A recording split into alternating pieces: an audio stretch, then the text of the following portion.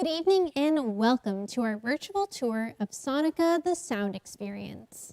My name is Claire and I'm the Virtual Programming and Content Coordinator here at the museum. Before we start this evening's tour, I would like to begin today by acknowledging that we are meeting on Indigenous land that has been inhabited by Indigenous peoples from the beginning.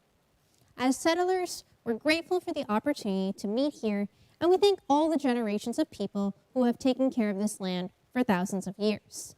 In particular, the museum acknowledges that we are on the traditional territory of the Neutral, Anishinaabe, and Haudenosaunee peoples.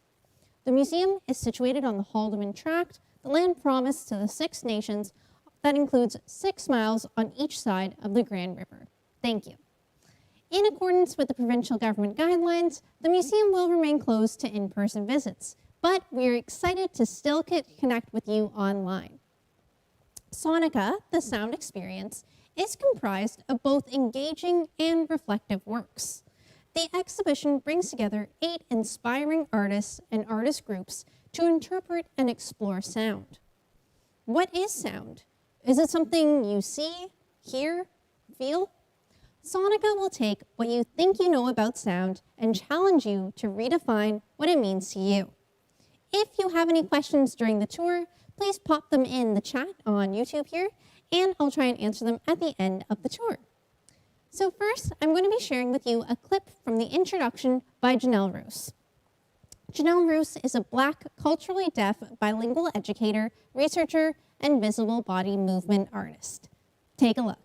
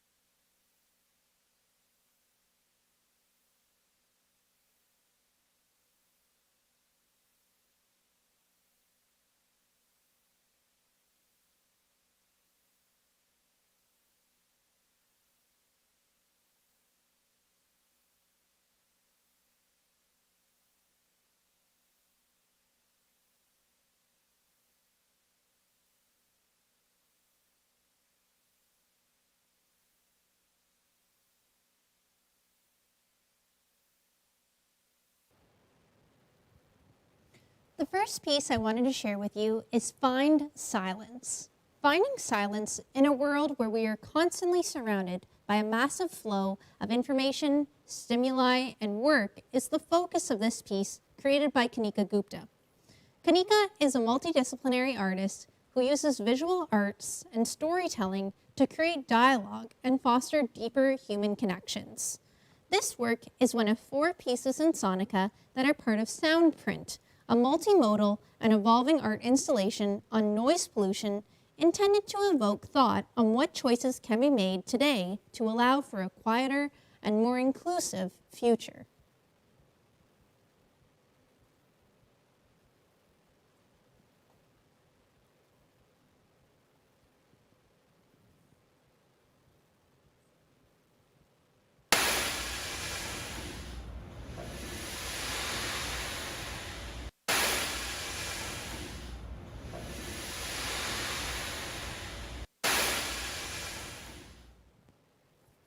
This is one of 2 instruments created by Scott Lindsay and Richard Burrows and presented by the Open Ears Festival of Music and Sound in Sonica.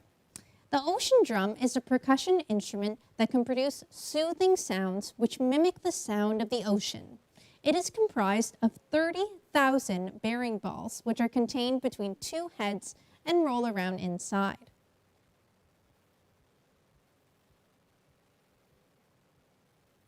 The second instrument, created by Scott Lindsay and Richard Burrows, are presented by the Open Ears Festival of Music and Sound, is the pipeophone.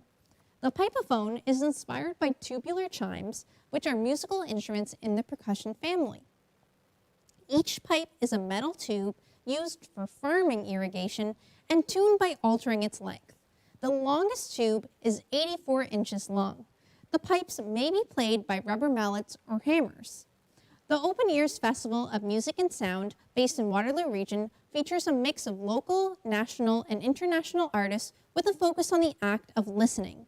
The next festival will run from June 3rd to June 6th, 2021.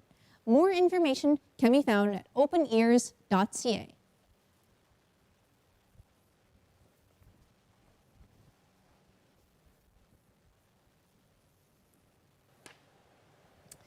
So this next piece just behind me here is called Format 3. Format 3 wallpaper and mats are an interactive artwork composed of a visual score of graphic symbols that can be played with your iPhone. You just download the Format 3 app from the App Store, explore by pointing your iPhone at the artwork, and add a filter to the sound by sliding your finger up and down and side to side. I'll show you in just a moment. This installation was created by Danish-born collaborative duo Foo, which are Louise Fu and Martha Skoo, who work with smartphone technology, physical computing, graphics, printmaking, textiles, and sculpture to explore the possibilities of composing, making, and experiencing sound in the digital age. So let's have a listen.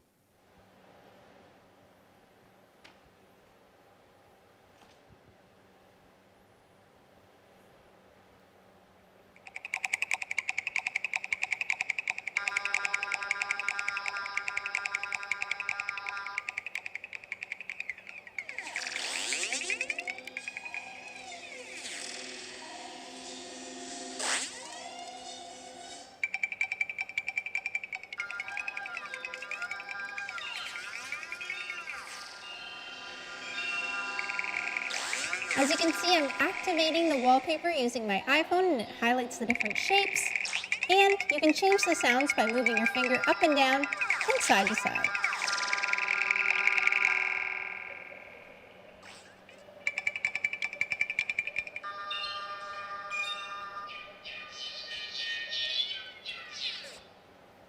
Pretty cool. The next piece we have is The Sounds of the Region by Mary Neal. The Sounds of the Region is a collaboration between local musicians, community organizations, and residents. It is a collection of songs, videos, and printed materials highlighting 4 critical community challenges that the region of Waterloo is facing today. It is created by Mary Neal, a local singer, songwriter, and founder of KW Junk Music. We're going to play a clip of one of the songs for you now. Well, we have a saying up on the board occasionally at St. John's Kitchen that says, "Not all those who wander are lost," in the sense of reclaiming that word, because it can be seen as such a negative thing, lost. Many pilgrims in all traditions, they're not lost. They're open to an expansive sense of who they are and what they're being called into. So lost is a laden word. It can be. So it has to be carefully used, because it's often too used to diminish someone, you know, that they're foolish or they don't have focus or they're not acting out of a direction that's life-giving. I think it's really important to honor that word and to tend it, because if it's used against people, then it's a weapon. I am lost, I am in distress, deep turmoil, I began to dread losing hope, straying from the way, oh Lord, it has been a very long day. We all share the same needs and desires, love, belonging, and a passionate fire, food and clothing and a place to rest. We're all looking for the same house. I am lost, I am in distress, in deep turmoil, I began to dread losing hope, straying from the way, oh Lord, it has been a very long day.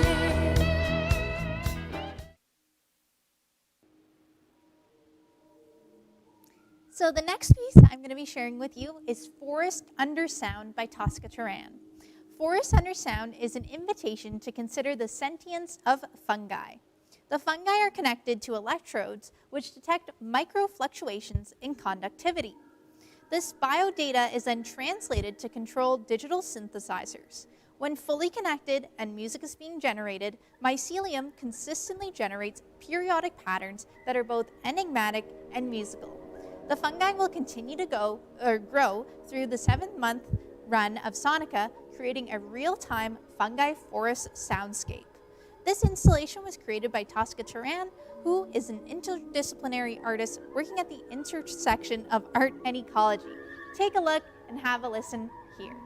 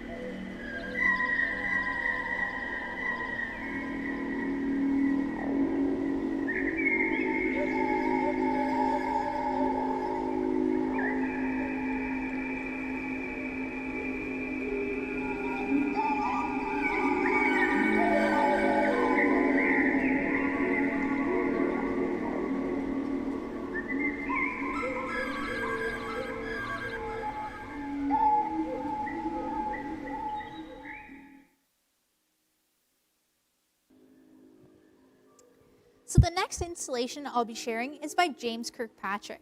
In the exhibition is a mural called Paintings of a Sound Artist, which James created here at the museum while live streaming his process to his followers. And that's what you see in the back of that photo there. But as well, there's two pieces called Sound Towers, which are a series of motion-activated sculptures made using found electronics that function as a musical experimental sound instruments. In the spirit of collaboration, the Sound Towers acknowledge the presence of visitors in the exhibition by activating a set of circuit-bent tones based on human proximity around the sculpture. Sound Towers was created by James Kirkpatrick, a London, Ontario-based artist who works in a variety of media, including drawing, painting, sound sculptures, murals, zines, comics, and mask making. Take a look at this video where James talks about what sound means to him. Well, it's interesting because sound has like a physical nature to it too. Like you can actually see it affecting and vibrating and this stuff. And I do believe in energies and vibrations, even not on a scientific level. I just feel it, and I've known it since I was younger, and it's something I know now. And I think about it in how it affects your mood and how it heals you and how it can hurt you, physically and internally and everything. And I've had experiences that I feel lead to all of those situations. For me, I've always been interested in making music, making sounds, but became increasingly more involved and more interested in it when I was able to create my own way of making sounds through finding things that I found interesting and manipulating them and circuit bending them and examining them and opening them up and diving deeper into them, and then looking at them from a distance afterwards and seeing where it becomes. Sound, I feel like really affects my visual work, whether it's the rhythm of me moving my hand or the rhythm of looking at the color, or even like the rhythm of how something's placed in a piece, how your eyes move around a piece, how the same way that like a composition is made, a sound composition is made or broken or isn't a composition or is an anti-composition, in the same way that a song can be like a beat, or it can be an offbeat beat. It can be have a lot of groove. It can have a lot of uncomfortable noises with comfortable noises, off tones, but it still manages to keep it within some framework, and then you can break that framework. I feel like that is reflective in my work, and it's how I work. I play a lot of music in general. I do listen to audiobooks and podcasts too, I'm not gonna lie, but a lot of times through each piece I make, whether it's a painting or something I do on a mural like this or a sound piece, I'm listening to noises. I'll put on some random noise generators, like I did for this show. Is I had an O coast and an O control, and it's this sequencer that allows sounds to bounce around in very cool ways, and with one little touch of the machine, it can really change the whole direction of the sound and create something new and quite random. Like for me, very random, as I'm like not the most educated in the modular synthesis world. I just have fun with it. So like that was played during the creation of all this, and it really fueled how this thing looks, and the drawings along the walls too.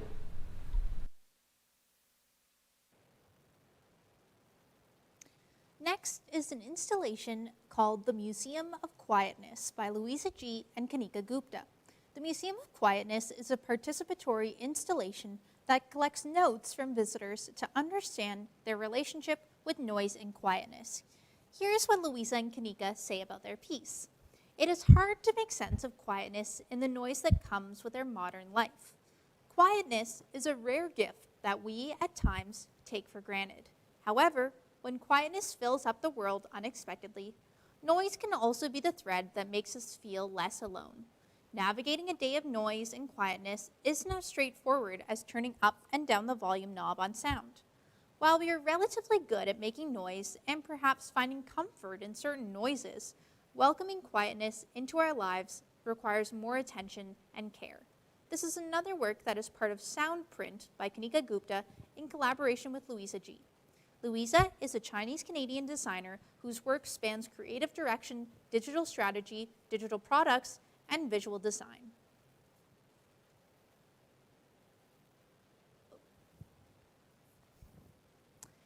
The next installation I'll be sharing is an immersive installation which employs mechanical principles of rotation, oscillation, to put everyday materials into motion to create sound.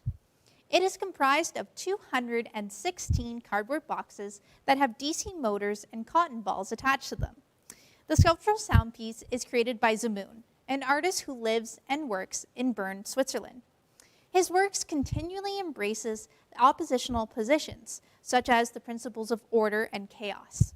The Swiss Confederation, represented by the Federal Department of Foreign Affairs, acting through the Consulate General of Switzerland, have kindly sponsored this exhibition, which further supports the museum's mission to scan the globe for fresh cultural content. So here, take a look at a video of THEMUSEum's installation.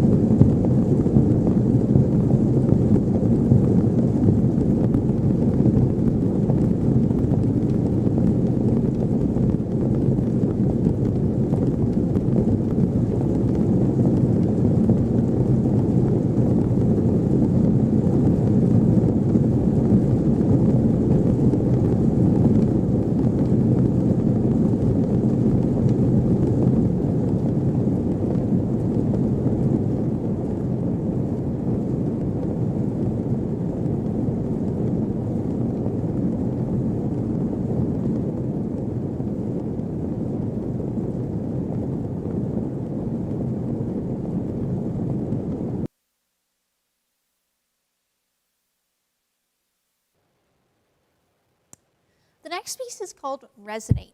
Resonate explores how sound is experienced by the entire body. Physiological responses to auditory soundscapes show how we all react to auditory stimulation differently. Our individual and collective sound prints, which are invisible, get imposed, knowingly and unknowingly, on others and are tolerated, consciously and subconsciously, by them. This is the third piece of Sonica that is part of Soundprint by Kanika Gupta. She created this piece in collaboration with Steven Serlin, Jean René, and Rachel Laverne.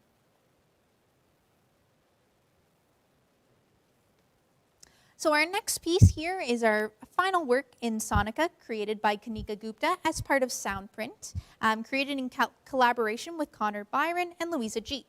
So this one asks you to create your own sound portrait. So it's a dynamic selfie that is rendered in relation to the changing ambient sounds of your physical surroundings. So please take out your cell phone, open up the camera, and scan the QR code here that's on the screen. So when you have your camera open, you'll open that web app and take a photo. And again, it'll create this unique sound portrait. And we would like you to share these actually with us by using the hashtag #SeeSoundPortraits on Instagram and Twitter.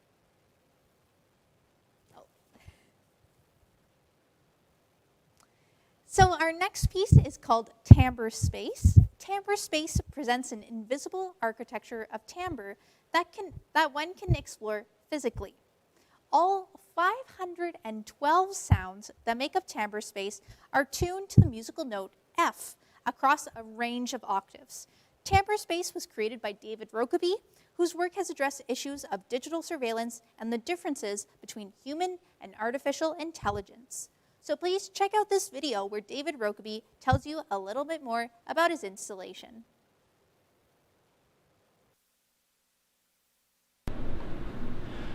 So this piece, Timbre Space, really follows in a line of installations that go back for me to the early 1980s, when I started to play with interaction and sound, and producing sound with the movements of your body.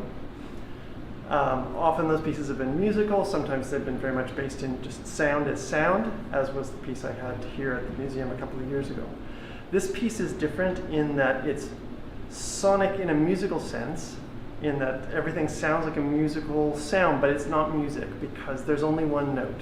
The only note is F. So every sound, there are 512 sounds in this 6 by 6 by 6 foot space in front of us here. There are 512 sounds. Each sound is in the same note in different octaves, but with very different sound color, different voice styles and different instruments and different snippets of jazz and rock music and pop and just about everything I could find. So every gesture into the space, or every movement through the space, allows you to explore this very large collection of related sounds.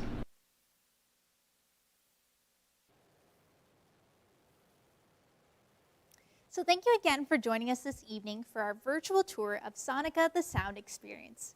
If you have any questions, please pop them in the chat and I'll try and answer them right now. But otherwise, we really hope you enjoyed seeing some of the pieces that are in this exhibition, and we can't wait for you to see them in person when the museum is able to open safely to the public. In the meantime, we will continue to awe, inspire, and enlighten you with our virtual programming. So this weekend, we have an exciting weekend of programming about dinosaurs and sound. So on Saturday, we're going to be going live at 11 a.m. and again at 1 p.m. for some dino-themed programming. On Sunday, we'll be going live at 1 p.m. With actually one of the artists here from Sonica, Richard Burrows, and that'll be at 1 p.m. And then all during spring break, so next week here in Ontario, when all the students are off, we're going to be going live every day at 11 a.m. with special guests. Again, that'll all be on our YouTube channel, but to get the links, you're going to need to register. So head to our website, themuseum.ca. I'll put that in the chat, and you can register for free to check out all of those online events. Again, I'll pop on the live chat now in case you have any questions, but I really would like to thank all of you for joining us this evening, and we hope you enjoyed seeing Sonica, the Sound Experience.